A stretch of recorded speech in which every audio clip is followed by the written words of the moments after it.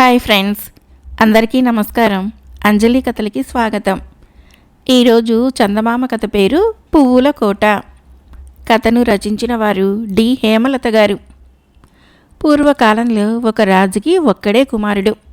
అతని పేరు బుద్ధిసాగరుడు. రోజు సాయంకాలము గుర్రాలశాలలోకి వెళ్ళి పంచకళ్యాణిని స్వయంగా తీసుకొని స్వారీకి వెళ్ళటము అతనికి అలవాటు. ఒకనాడు అతను గుర్రాలశాలకు పోయేసరికి అక్కడ ఒక చిన్న పిల్ల కనపడి, రాజకుమారా, త్వరలోనే మీ తల్లికి ఒక రాక్షసు బిడ్డ పుట్టబోతున్నది. ఆమె నిన్ను మీ కుటుంబాన్ని మింగివేసి ఇల్లుని నేలమట్టం చేసేస్తుంది. కనుక నువ్వు వెంటనే ఈ భూలోకం చివరనున్న పువ్వుల కోటకు వెళ్ళిపోతేవంటే తప్పించుకోగలుగుతావు అని చెప్పింది. ఇది విన్న తక్షణమే బుద్ధిసాగరుడు పంచకళ్యాణిపైన దౌడు ప్రారంభించాడు. కొంత దూరంలో అతనికి ఒక మైదానం కనపడింది. అక్కడ ఇద్దరు అవ్వలు కూర్చొని కుట్టు కుడుతూ కనిపించారు. దారం తెగిపోతే కొత్త దారం తీసుకొని, సూదులు విరిగిపోతే కొత్త సూదులు తీసుకొని వాళ్ళలా కుడుతూనే ఉన్నారు. అవ్వలారా, ఇదేనా భూలోకానికి చివర? చెప్పండి. నా రాక్షస చెల్లెలు వెతుక్కుంటూ వచ్చి నన్ను కబళించి వేస్తుంది. అందుకని మీతో ఇక్కడ ఉండిపోతాను అన్నాడు రాజకుమారుడు. నాయనా, భూలోకానికి చివర ఇది కాదు. ఈ దారమంతా అయిపోయి సూదులన్నీ విరిగిపోగానే మేము చచ్చిపోతాము. అప్పుడు మీ చెల్లెలు వచ్చి పడితే నువ్వెక్కడికి పోగలవు? మా దగ్గర ఉండటం నీకు క్షేమం కాదు అని అవ్వలిద్దరూ అతనితో చెప్పారు.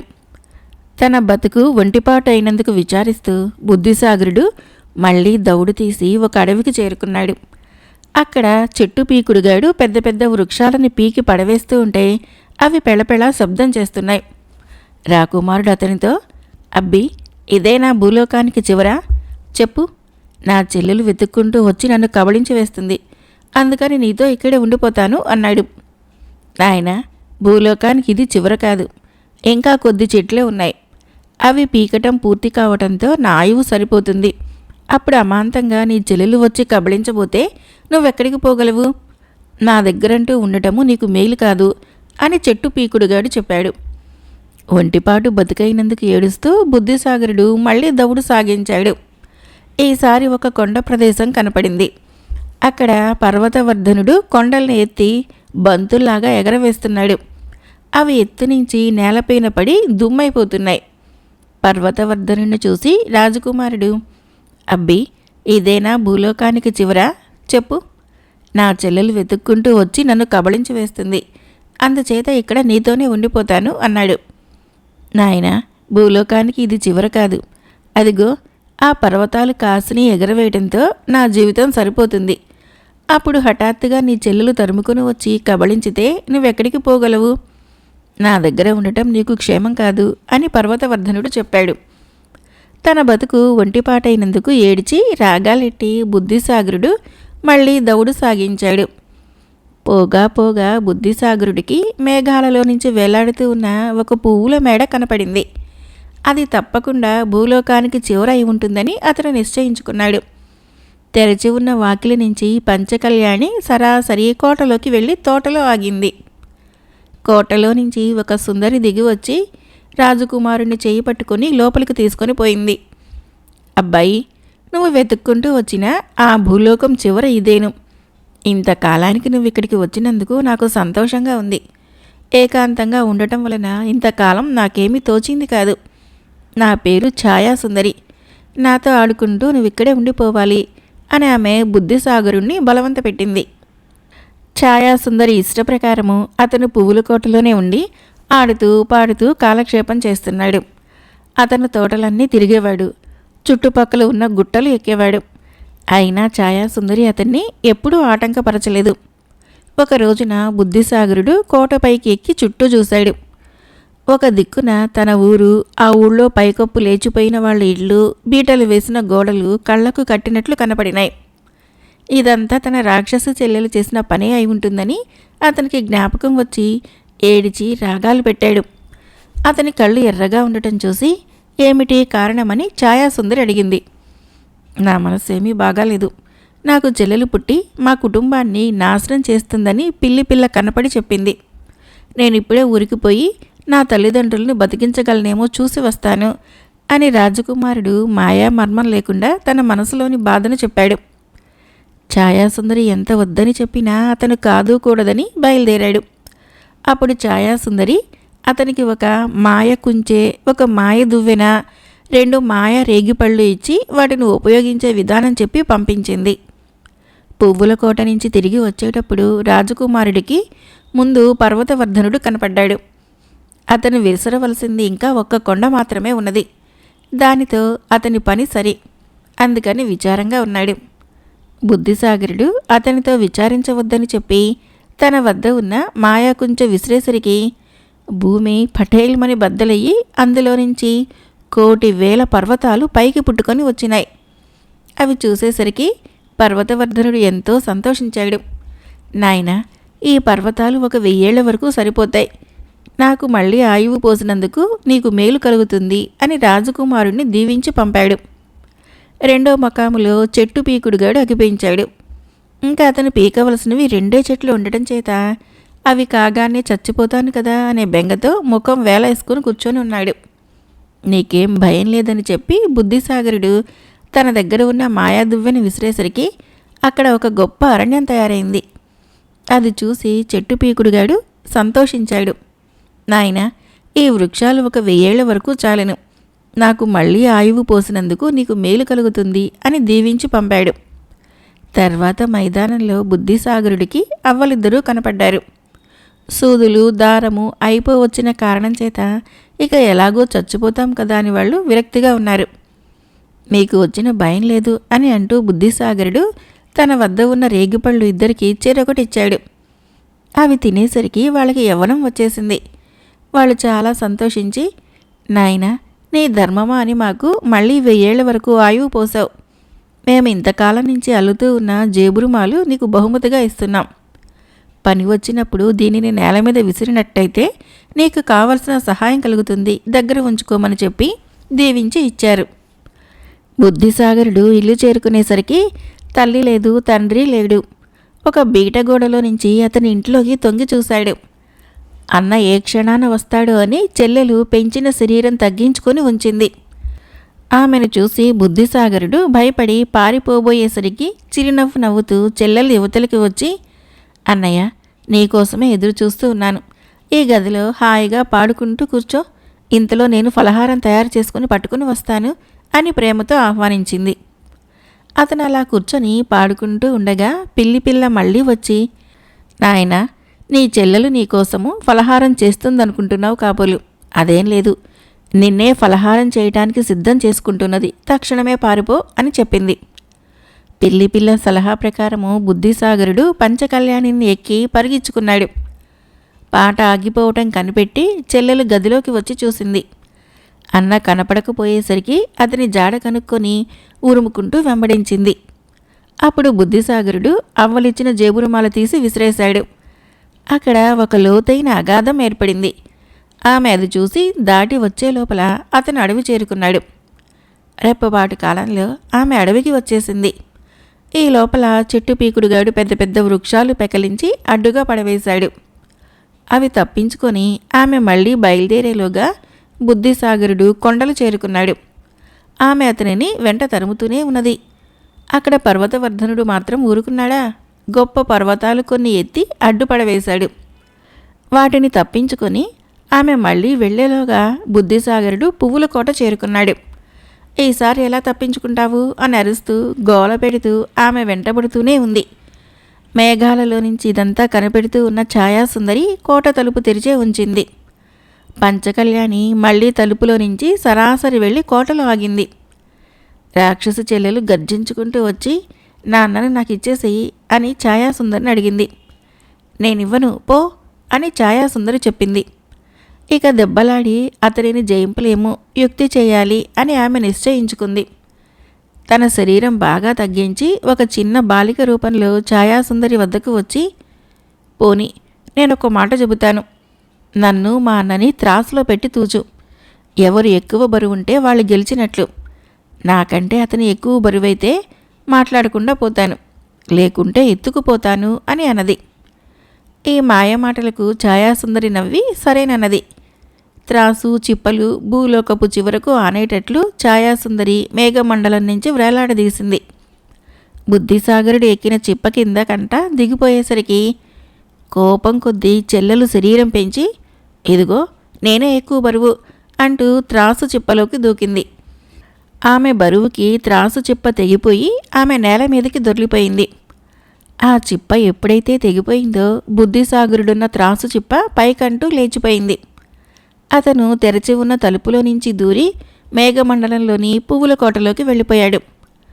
కోపం పట్టలేక పళ్ళు కొరుకుతూ ఉన్న చెల్లెల్ని చూసి నవ్వుతూ ఛాయాసుందరి మెల్లిగా కిటికీ తలుపులు మూసివేసింది. అంతటి నుంచి చెల్లెలి పీడ లేకుండా ఛాయాసుందరి బుద్ధిసాగరుడు హాయిగా కోటలు ఆడుకుంటున్నారు. వాళ్ళు పగటిపూట నక్షత్రాల్ని పట్టుకుని పోయి వాటితో ఆడుకుంటారు. అందుకనే పగలు మనకి చుక్కలు కనిపించవు. రాత్రులు మళ్ళీ పట్టుకొని వచ్చి వాటిని మన కోసం ఆకాశం మీద వదిలేస్తూ ఉంటారు. మరొక కథ పేరు బాల తీర్పు. రచించిన వారు మల్లాది సోదరులు. కొండాయపాలెం అనే గ్రామంలో అవధాన్లు గారు భార్య ఉంటూ ఉండేవారు. తీర్థయాత్ర చేసుకుని వద్దామనే ఉద్దేశంతో అవధానులు శ్రమపడి 300 వరకు అర్జించి 200 చేత పట్టుకున్నారు. తక్కిన 100 రూపాయలతోనూ తిరిగి వచ్చాక సమారాధనలు జరుపుదామనుకొని ఆ వెండి రూపాయలు ఒక ముంతలో పోసి మూతి బిగించి ఆ ఊరికల్లా పలుకుబడి గల బొర్రయ్య శెట్టికి దాచమని ఇచ్చాడు. అవధాన్లు కుటుంబంతో సహా యాత్రకి పోవటం చూసి బొర్రయ్య శెట్టికి ఆ సొమ్మును కాజేద్దామనే బుద్ధి పుట్టింది. వెంటనే ఆ సొమ్ము తీసుకొని బదులుగా రాళ్ళు రప్పలు పడవేసి ఎప్పటిలాగే మూత బిగించి వేశాడు. భర్త చేస్తున్న ద్రోహం కనిపెట్టి శెట్టి భార్య, ఇటువంటి పని వద్దు, మనకు శ్రేయస్సు కాదు అని అనేక విధాలా చెప్పి చూసింది. కానీ శెట్టికి ఈ మాటలు నచ్చలేదు. మరికొద్ది రోజులకే అవధాన్లు యాత్రలు ముగించుకొని వచ్చేశాడు. బొర్రయ్య శెట్టి వద్ద దాచిపెట్టిన తన ముంత అడిగి తీసుకున్నాడు. కానీ తీరా మూత తీసి చూసుకోగా రూపాయలకు బదులు రాళ్ళు రప్పలు ఉండేసరికి ఆయన గోల పెడుతూ పోయి గ్రామాధికారి వద్ద ఫిర్యాదు చేశాడు. గ్రామాధికారి అంతా విని తీర్పు చెప్పడం ఎలాగా అనే విషయము ఏమీ తోచక ఆలోచిస్తూ కూర్చున్నాడు. ఆయన కూతురు చాలా తెలివైనది. విచారించవద్దని ఆమె తండ్రికి ధైర్యం చెప్పి ఈ పేచీ తనే పరిష్కరిస్తానన్నది. మరునాడు అవధానులు ఆయన భార్య బొర్రయ్య శెట్టి అతని భార్య గ్రామాధికారి ఇంటి సావిట్లోకి హాజరయ్యారు. అక్కడ మూత వేసిన 4 బుట్టలు సిద్ధంగా ఉన్నాయి. తన కూతురు సలహా ప్రకారము గ్రామాధికారి ఆ బుట్టలలో 2 అవధాన్లు దంపతుల నెత్తిమీదకి, తక్కిన 2 బొర్రయ్య శెట్టి దంపతుల నెత్తిమీదకి ఎత్తించాడు. మీరు నలుగురు ఈ బుట్టలు మోసుకొని ఆ కనపడే పెద్ద మర్రి చెట్టు వరకు పోయిరండి, తీర్పు చెబుతానంటూ గ్రామాధికారి అవధాన్ల దంపతులను తూర్పు దిక్కుకి, శెట్టిని భార్యను పడమటి దిక్కుకు పంపించాడు. ఆ ప్రకారము నెత్తిన బుట్టలు ఎత్తుకొని వారు పోతూ పోతూ ఎవళ్ళ తప్పును గురించి వాళ్ళు ప్రసంగించుకున్నారు. చెబితే విన్నారు కాదు కదా, పాపం బ్రాహ్మణుని దగా చేశారు అన్నది శెట్టి భార్య. ఒక్క నిమిషం కళ్ళు మూసుకో, అదే పోతుంది అన్నాడు శెట్టి. మనకు డబ్బు వదిలి శని పట్టినట్లు పోయిన సొమ్ము పోగా ఈ మోత కూడా వచ్చిందే అన్నది అవధానుల భార్య. పూర్వజన్మ ఫలం అన్నాడు భర్త. నలుగురు తీరుగా గ్రామాధికారి వద్దకు వచ్చి వారి వారి బుట్టలు క్రింద పెట్టారు. ఆయన కూతురు మూతలు తీసే వరకు 4 పిల్లలు కాగితాలు చేతబట్టుకొని బిలబిలమంటూ బయటకు వచ్చారు. ఆ కాగితాల మీద వాళ్ళు అనుకున్న మాటలన్నీ స్పష్టంగా వ్రాసి ఉన్నాయి. అప్పుడు గ్రామాధికారికి నిజానిజాలు సులువుగా తెలిసిపోయినాయి. అవధాన్ల సొమ్ము ఆయనకు తీరుగా ఇప్పించి వేసి బొర్రయ్య శెట్టిని ఖైదులో వేయించాడు. కూతురి తెలివి వలన గ్రామాధికారి ఇంత చక్కటి తీర్పు చెప్పగలిగాడు. మరొక కథ పేరు అన్నదాన మహిమ. కథను రచించిన వారు పాలంకి వెంకట రామచంద్రమూర్తి గారు. పూర్వము ఒక బ్రాహ్మణుడు ఉండేవాడు. వేళగాని వేళ తన ఇంటికి ఎవరు వచ్చినా వాళ్లను తను ఎరగకపోయినా సరే ఆదరించి భోజనం పెట్టేవాడు. ఒకవేళ ఇంటికెవరూ రాకపోతే వీధి వెంట పోయే వాళ్ళని పిలిచి అన్నం పెట్టేవాడు. ఇలాగా చాలా కాలం జరిగాక ఒకనాడు ఆయనకి అన్నదానం వలన వచ్చే పుణ్యం ఎలాంటిదో తెలుసుకోవాలనే బుద్ధి పుట్టింది. ఎవరిని అడిగినా చెప్పలేకపోయారు. ఒక ఆయన ఏమన్నాడంటే, అన్నదాన మహిమ చాలా గొప్పది. దానిని వర్ణించాలంటే కాశీ అన్నపూర్ణకు తప్ప ఇతరులకు సాధ్యం కాదు. మీకు తెలుసుకోవాలని ఉంటే స్వయంగా ఆ అన్నపూర్ణాదేవిని అడిగి తెలుసుకోండి అని సలహా ఇచ్చాడు. అన్నపూర్ణ అంటే కాశీ విశ్వేశ్వరుని భార్య అయిన పార్వతీదేవి అన్నమాట. ఆవిడకి కూడా అన్నదానం అంటే ఎంతో ఆసక్తి. అందుకనే కాశీలో ఎవరికీ అన్నం లేకుండా పోదు. మన బ్రాహ్మడు కాశీ వెళ్ళి గంగ ఒడ్డున కూర్చొని పార్వతీదేవుని గురించి గాఢంగా తపస్సు చేయసాగాడు. దేవి అతని తపస్సుకు మెచ్చుకొని ప్రత్యక్షమై నీకేం కావాలి అని అడిగింది. బ్రాహ్మడు సాష్టాంగ నమస్కారం చేసి, అన్నపూర్ణాదేవి, నాకేమీ కోరిక లేదు, కానీ అన్నదాన మహిమ ఎటువంటిదో తెలుసుకోవాలని నేను మిమ్మల్ని గురించి తపస్సు చేశాను. ఈ సంగతి మీరే చెప్పాలి గాని ఇతరుల వల్ల కాదు అని తన మనసులోని ఉద్దేశము వెల్లడించాడు. అప్పుడు దేవి అతనితో, నీకు అన్నదాన మహిమ తెలియాలి అంటే నేను చెప్పడం కాదు, అది నువ్వు తెలుసుకునే ఉపాయం మాత్రం చెబుతాను. విను. హిమవత్ పర్వతము దగ్గర హేమవతం అనే ఒక పట్టణం ఉంది. ఆ పట్టణాన్ని ఏలుతున్న రాజుకి పిల్లలు లేరు. నువ్వు ఆయన దగ్గరికి వెళ్ళి ఆయనకు కొడుకు పుట్టాలని దీవించు. ఆ రాజు సంతోషించి, బాబు మీకేం కావాలని అడుగుతాడు. అప్పుడు నీవు, నాకు పెద్ద కోరికేమీ లేదు, నీకు కుమారుడు పుట్టిన తక్షణమే ఆ పిల్లవాడిని నేను చూడాలి. ఆ సమయంలో పిల్లవాడి దగ్గర రాణి కూడా ఉండకూడదు అని చెప్పు. ఇంతే కదా అని రాజు అందుకు ఒప్పుకుంటాడు. ఆ పిల్లవాడు పుట్టడంతోనే ఏకాంతంగా వాణ్ణి అన్నదాన మహిమ వల్ల కలిగే పుణ్యమేమిట్రా అబ్బాయి అని అడిగి తెలుసుకో అని చెప్పింది. బ్రాహ్మణుడు సరేనని చెప్పి హేమవతానికి బయలుదేరాడు.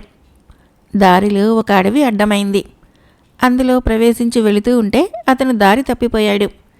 దారి తెలియక తచ్చాడుతూ ఉంటే ఆ అడవిలో ఉండే బోయవాడొకడు ఆయన అవస్థను కనిపెట్టి, ఏం బాబు, దారి తప్పిపోయినట్లున్నారు, ఏ ఊరు వెళ్ళాలి అని ఆత్రంతో అడిగాడు. హేమవత పర్వతం దగ్గరికి పోవాలి అన్నాడు బ్రాహ్మడు.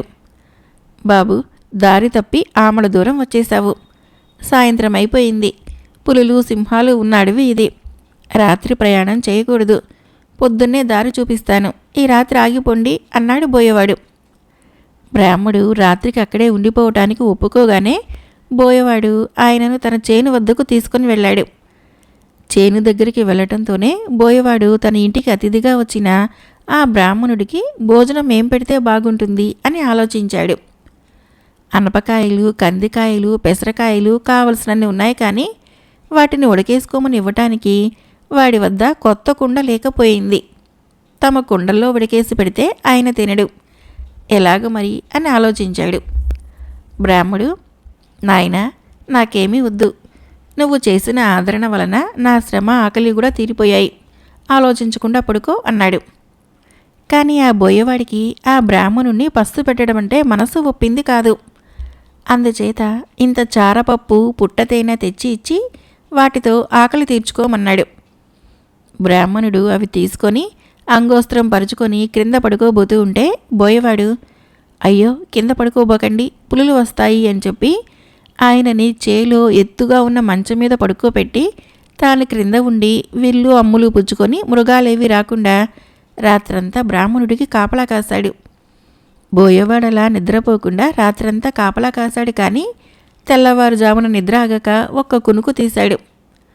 ఇంతలో ఎక్కడి నుంచో ఓ పులి వచ్చి పాపం ఆ బోయవాడి మీద పడి చంపేసింది.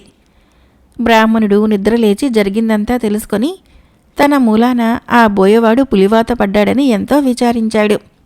బోయవాని భార్య బ్రాహ్మణుడితో, స్వామి, నా రాత ఇలా ఉండగా ఎవరు తప్పించగలరు? మీరు విచారించకండి, మీకు హేమవతానికి దారి చూపిస్తాను, నడవండి అని ఆయన్ని తీసుకొని వెళ్ళి దారి చూపెట్టి వెనక్కి తిరిగి వచ్చి భర్తతో పాటు సహగమనం చేసింది. ఆ బ్రాహ్మడు బోయదంపతుల మంచితనాన్ని తలుచుకుంటూ హేమవతాన్ని చేరుకున్నాడు. అక్కడ రాజును చూసి పార్వతీదేవి చెప్పినట్లుగా దీవించాడు. పుట్టినప్పుడు మీ పిల్లవాడిని ఏకాంతంగా చూడటానికి అనుమతినివ్వాలని కోరగా రాజు అందుకు ఒప్పుకున్నాడు. రాజుగారి భార్య 9 నెలలు మోసి చందమామ లాంటి పిల్లవాణ్ణి కనది. బ్రాహ్మణుడు ఎవరూ లేకుండా చూసి ఆ పిల్లవాణ్ణి అన్నదానం వల్ల కలిగే ఫలితమేంటో చెప్పు అని అడిగాడు. అప్పుడే పుట్టిన శిశువైనప్పటికీ పెద్దవానికి మళ్ళీ ఆ పిల్లవాడు బ్రాహ్మణుడితో ఇలా అన్నాడు. 10 నెలల క్రితము మీరు ఈ పట్టణానికి వస్తూ అడవిలో దారి తప్పిపోతే మిమ్మల్ని తీసుకొని వెళ్ళి చారెడు చారపప్పు, తేనె ఇచ్చిన బోయవాణ్ణి నేనే సుమండి.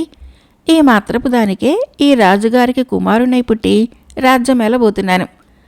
ఒకనాటి దానికే ఇంత గొప్ప ఫలితం కలిగినప్పుడు నిత్యం అన్నదానం చేసే మహానుభావులకి ఎటువంటి ఫలం కలుగుతుందో మీరే ఊహించుకోండి. ఇలా చెప్పేసి ఆ పిల్లవాడు మరుక్షణంలోనే ఏమీ ఎరగని పసిపాపలాగా కుయ్యి కుయ్యని ఏడవటం ఆరంభించాడు. బ్రాహ్మణుడు చాలా ఆశ్చర్యపడి తన ఊరు తిరిగి వచ్చి జరిగిందంతా భార్యతో చెప్పాడు. దంపతులు అప్పటి నుంచి విడవకుండా అన్నదానం చేస్తూ ధన ధాన్య సమృద్ధి, పుత్ర పౌత్రాభివృద్ధి కలిగి సుఖంగా ఉంటున్నారు. మరొక చిన్న కథ పేరు గొడుగు చెప్పులు. కథను రచించిన వారు పి. మాధవరావు గారు. పూర్వము జమదగ్ని అనే ఒక మహా ఋషి ఉండేవాడు. తక్కిన ఋషులలాగా ఆయన తపస్సాలి మాత్రమే కాడు, విలువిద్యలో గొప్ప నేర్పరి. ఆయన భార్య పేరు రేణుక. జమదగ్నికి ఒక సరదా ఉండేది. తన ఆశ్రమానికి దగ్గర ఉన్న ఒక పెద్ద మైదానంలో ప్రతిరోజు ఆయన కూర్చొని అంబుల పొది నుంచి బాణాలు తీసి వదలటము, ఆయన విడిచిన బాణాలని రేణుక తెచ్చి అందిస్తూ ఉండటం. ఒకనాడు జమదగ్ని మామూలుగా బాణాలు వదులుతూ ఉన్నాడు. వాటిని తీసుకురావటానికని రేణుక వెళ్ళింది, కానీ జామున్నర పొద్దెక్కినా తిరిగి రానేలేదు. ఎంతసేపు కనిపెట్టుకుని ఉన్నా తన ప్రియమైన రేణుక రాకపోయేసరికి జమదగ్నికి మనసులో ఆత్రం కలిగింది. ఆయన తన దివ్యదృష్టి వలన రేణుక ఎండలో పైన నెత్తి క్రింద పాదాలు కాలుతూ నెమ్మదిగా రావటం కనిపెట్టాడు. మహారుషి ఉగ్రుడైపోయాడు. అవురా, ఈ సూర్యుడికి ఎంత పొగరు! నా రేణుకకు కష్టం కలిగిస్తాడా ఏమనుకున్నాడు ఏమో, ఇంకా నా సంగతి తెలియదు కాబోలు అంటూ సూర్య భగవానుడి వైపు తీవ్రమైన బాణం సంధించాడు. మహారుషి కోపం చూసి సూర్యభగవానుడు ఒక బ్రాహ్మణుడి రూపంతో భూలోకానికి దిగివచ్చి జమదగ్ని ఎదుట నిలబడి, మహాత్మా, కర్మసాక్షి అయిన ఆ సూర్యుడిని సంహరించబోతున్నారేంటి? ఆయన వలనే కదా లోకాలు సక్రమంగా నడుస్తున్నాయి. సూర్యుడే లేనినాడు ఇక ప్రపంచం ఎక్కడిది? అన్నీ తెలిసిన తమరే ఇలా క్రోధం పూనవచ్చా అని అడిగాడు. అందుకు జమదగ్ని, బ్రాహ్మణోత్తమ, ఈ విషయం మీకేమీ తెలియదు. ప్రియమైన నా సతీమణికి అతను ఎంత ఆయాసం కలిగించాడో మీకేమీ తెలుసు? ఏమైనా సరే ఆ దుర్మార్గుణ్ణి భస్మం చేసి తీరుతాను, మీరు తప్పుకోండి అన్నాడు. అప్పుడు బ్రాహ్మణుడి రూపంలో ఉన్న బాణుడు, మునీంద్ర, రహస్యమెందుకు? నేనే సూర్యుడును. నీ ప్రియసతికి ఆయాసం కలిగించినందుకు మన్నించండి అని ప్రార్థించాడు. బాణుడు ఇలా అనేసరికి జమదగ్ని కోపం ఎక్కడిదక్కడనే ఎగిరిపోయింది. ఆయన సూర్యుడిని దగ్గరకు తీసుకొని ఆదరించి, బాణుడా, భలేవాడివయ్యా, నా రేణుకు చూడు ఎంత అలసిపోయిందో. ఆమె శిరస్సు ఉడికిపోయింది, పాదాలు బొబ్బలెక్కినాయి, శరీరమంతా కమిలిపోయింది. ఆమె తాళలేనంత ఎండ కాయించావు గదా, మరి ఎవరికి కోపం రాదు నువ్వే చెప్పు అని మందలించాడు. అప్పుడు బాణుడు మందహాసంతో గొడుగు చెప్పులు అనే 2 వస్తువులను కల్పించి మునీంద్రుడికి ఇచ్చి, మహాత్మా, ఇవి అపూర్వమైన వస్తువులు. ఇప్పటి వరకు 3 లోకాలలో కూడా ఇవి లేవు. తల్లి అయినటువంటి రేణుకాదేవి కోసము వీటిని సృష్టించాను. ఈ చెప్పులు తొడుగుకున్నట్లయితే పాదాలకు నా వేడి తాకదు. తలపైన ఈ గొడుగును వేసుకున్నట్లయితే వంటికి నా కిరణాలు తగలవు. వీటిని ఉపయోగిస్తే నా వేడి వలన బాధ కలగదు అని చెప్పి వెళ్ళిపోయాడు. అది మొదలు భూలోకంలో గొడుగు చెప్పులు వాడుకుంటూ మానవులు ఎండబాధ లేకుండా సుఖంగా ఉంటున్నారు. కథ అయిపోయింది ఫ్రెండ్స్. నా కథలు నచ్చినట్లయితే మన ఛానల్ని తప్పకుండా సబ్స్క్రైబ్ చేయండి, లైక్ చేయండి, షేర్ చేయండి, కామెంట్ చేయండి. Thank you.